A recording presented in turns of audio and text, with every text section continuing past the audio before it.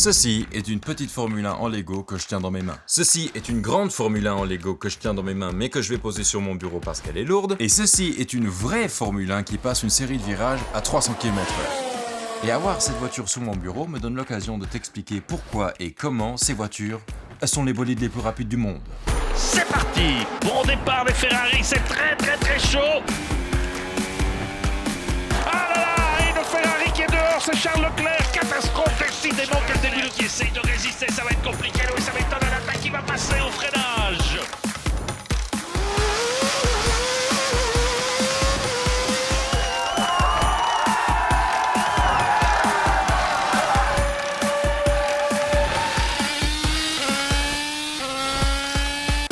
Je suis un gros fan de Formule 1.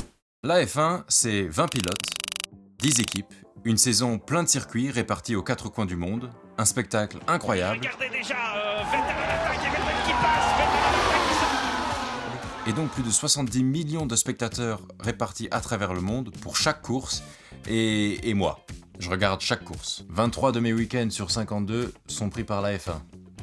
J'ai pas d'amis. Vendredi, 2 séances d'essais libres, les pilotes ont 2 fois 1 heure pour tester le circuit, essayer les différents réglages et avoir une voiture bien adaptée au tracé. Une piste avec de longues lignes droites comme Monza en Italie va exiger les équipes à travailler sur leur vitesse de pointe. Un circuit plus technique avec des virages et un rythme beaucoup plus lent comme Monaco va pousser les voitures à avoir beaucoup plus d'adhérence. Tu vois que sur ces deux images, la voiture n'a pas la même gueule. Les ailerons sont beaucoup plus élevés dans une image que dans l'autre.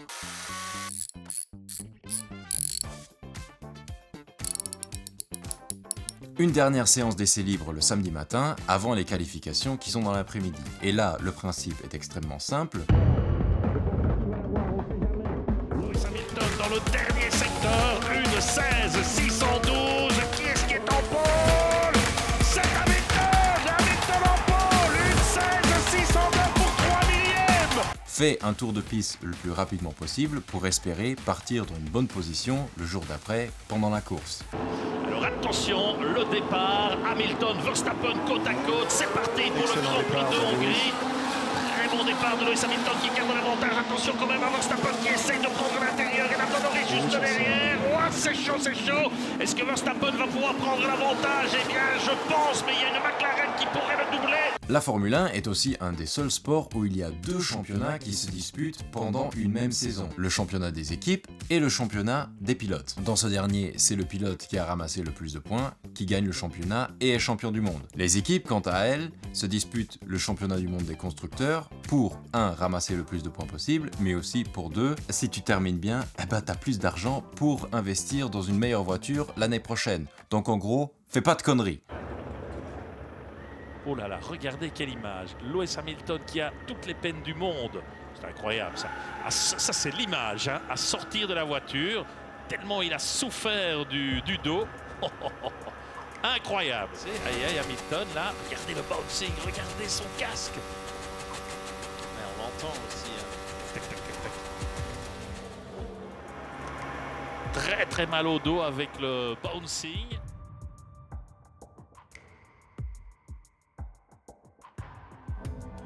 Non seulement la voiture peut atteindre 320 km/h sur certains circuits, mais elle est tellement rapide dans les virages que les pilotes peuvent encaisser 4 à 6 G. Et est-ce que tu sais me dire dans quel autre endroit les pilotes doivent être capables de résister à de telles forces ?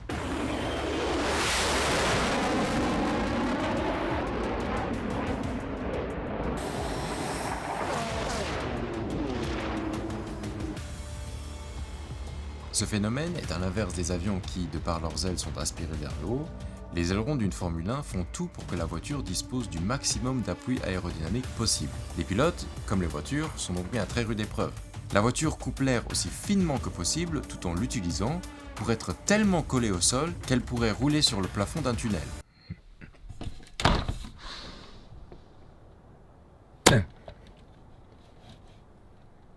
Oui bon, je vais pas envoyer cette voiture à 300 km/h dans cette direction parce que là-bas en bas, c'est le jardin, donc elle va voler en 1000 morceaux, je vais perdre des pièces, c'est la nuit, non. Donc imagine, hein, imagine. Et puis il y a les freins. Une voiture qui veut s'avérer être rapide sur un tour de piste doit impérativement savoir bien freiner le plus tard possible. Les voitures sont capables de passer de 320 à 80 km/h en l'espace de 100 mètres. Et pour te montrer que les pilotes de F1, c'est pas de la gnognotte, voilà comment une personne comme toi et moi encaisse un freinage aussi fort.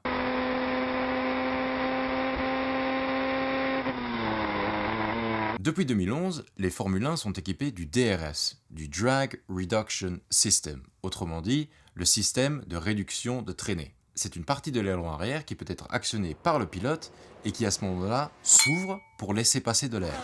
La voiture devient encore moins résistante à l'air et peut ainsi gagner en vitesse de pointe. C'est un système qui est notamment utilisé pour favoriser les dépassements pendant une course. Voilà, il faut lui foutre la paix en clair, il faut le laisser Max Verstappen alors qu'on lui disait que c'est possible, c'est vrai que c'est possible, mais entre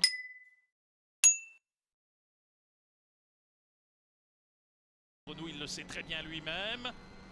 Bagarre pour la victoire dans cette course sprint ici sur ce tracé d'Imola. Ciel menaçant à certains endroits, mais il ne pleuvra pas. Pour demain, c'est très indécis. Et attention ici, il est un peu moins loin que tout à l'heure. Nouvelle tentative sans doute de Max Verstappen. Attention, il essaye de déboîter. Max à l'attaque. Oh là là, il passe ou il passe pas. Et il passe, Max Verstappen qui passe. Autre aspect de la course, le changement de pneus. Ces arrêts duraient en moyenne entre 5 et 10 secondes. Mais le ravitaillement en essence a été banni parce que... Bref. Les arrêts au stand ne sont plus que pour les pneus, ce qui les rend encore plus rapides.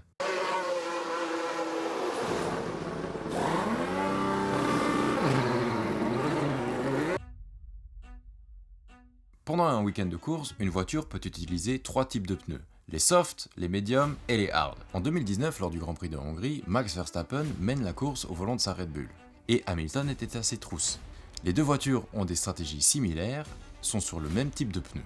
Hamilton lance une attaque.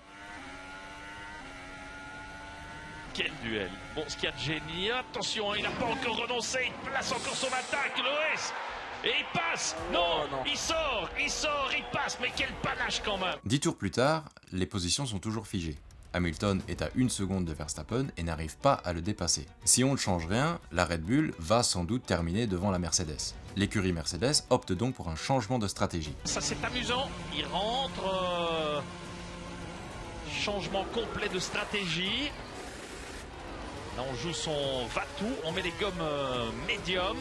Avec ces nouveaux pneus, Hamilton dispose donc de 21 tours maintenant pour rattraper Verstappen. Mais là tu vas me dire, oui, mais pourquoi est-ce que Red Bull ne répond pas tout de suite? Eh bien, pendant que Hamilton faisait son tour rapide sur les nouveaux pneus, il a gagné du temps par rapport à Verstappen, assez de temps pour que si Verstappen venait à répondre et tout de suite changer de gomme aussi, Verstappen sortirait derrière Hamilton. Du coup, Red Bull, dos au mur, n'avait rien d'autre à faire que de continuer la course en espérant se défendre contre une Mercedes qui allait revenir comme un boulet de canon. Et là, au bout de la ligne droite, c'est presque une proie facile qu'il va avaler ou pas, sans doute. Max Verstappen, attaque de Lewis, attention premier virage, il passe devant Verstappen, est-ce qu'il peut résister? Non, je ne pense pas, Lewis est passé.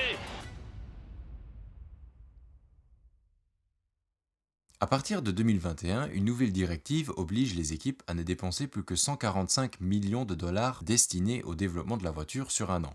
Le but étant de rendre la course au développement plus juste qu'auparavant. Bon, même si le sport s'est amélioré en termes de dépenses, la F1 reste quand même un sport extrêmement coûteux et qui est extrêmement exclusif et extrêmement inaccessible pour quiconque rêve de devenir pilote un jour. People probably won't know that I grew up on my dad's couch, so we didn't have any money.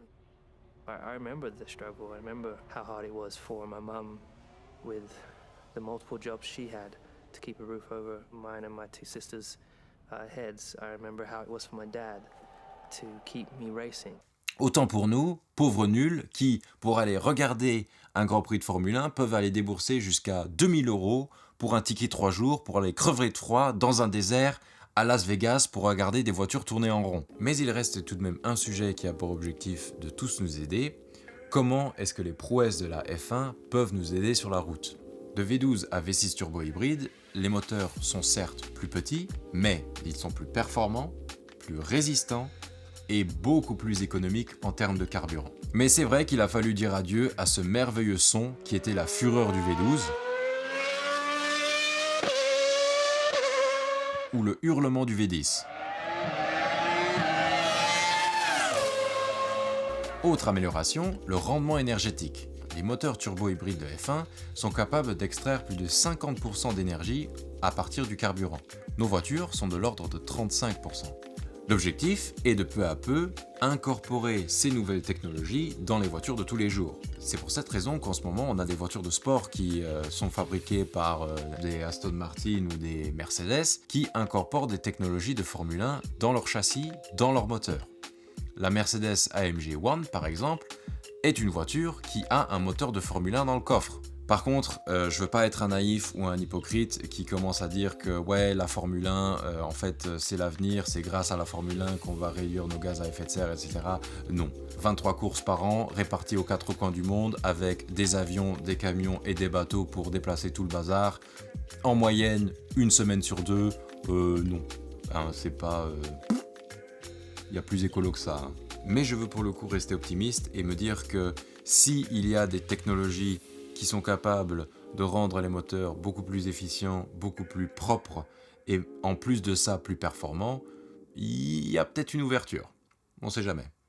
Sur ce, moi je vais aller me coucher parce que demain matin c'est le Grand Prix de Las Vegas et je dois me lever à 7h moins 10 un dimanche pour regarder une course. Verstappen, 1 seconde 9 et attaque à Leclerc, incroyable, il passe, oh, magnifique, Charles Leclerc qui passe, ah ça il fallait le faire, hein. Abonne-toi.